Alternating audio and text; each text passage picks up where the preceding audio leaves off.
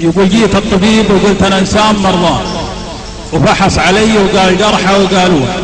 وجاب الحبوب أصناف وأشكال وألوان، قال كل هذه، قلت ماني مجنون، قال أنت تلعب، قلت ماني بسكران أكل حبوب إن جبتها ملي كرتون.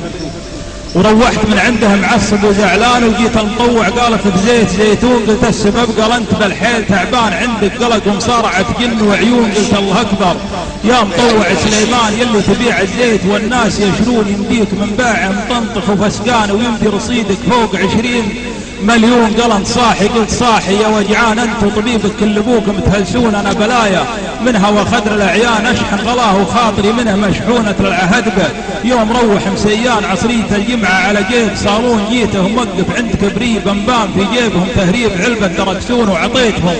كيك من الزيت مليان، وقالوا نبي نعطيك رقم التلفون وفطل لي السواق والعلم نيشان، قال امشي، قلت بنتظر لين تمشون، وتابعتهم والجيب مسرع وعجلان، اذنهم في احدى المحطات يقفون على مغيب الشمس مع وقت الاذان، قلت انهم حول سدره يصلون وسريت معهم لين وزن يابان، ولفيت للبتراء وعيوا يلفون، واخذت رقم الجيبه بمنع عقلان ورواب على المشتاق من دون في دون، وجيت المرور وقلت وين اجد هوان عطوني برنت مصدق ومضمون، قالوا من انت؟ وقلت انا بدر شامان في حبهم مجبور مغرم ومفتون، قالوا لي الحاسب له ايام عطلان، ولين اشتغلتها برنامج يا بن ميمون.